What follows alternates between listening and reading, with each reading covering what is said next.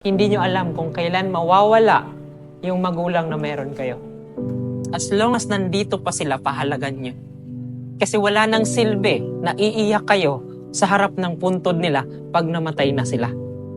Yang yaw-yaw nila sa inyo, yang pagrereklamo nyo sa kanila kasi pag gising nyo sa umaga, anong ginigising sa inyo? Mata na nila! Paglungag na!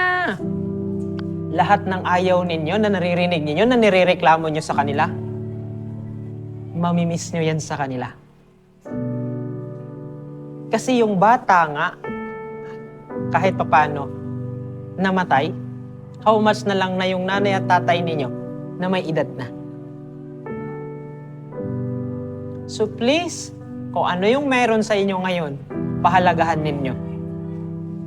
Kaso kadalasan, anong ginagawa ninyo? Nagre-rebelde kayo. Tapos pag nagrebelde kayo, pag namatay yung nanay ninyo, ano sasabihin nyo sa harap ng pundo nila? Ma'am, nga naman bigay-bilin. Pero anong ginawa mo nung buhay pa siya? By the end of the day, lahat tayo mamamatay.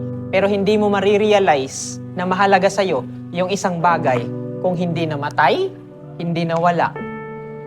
At kahit papano, pag wala na sa paningin mo, doon mo pa marirealize na mahalaga pala sila para sa'yo.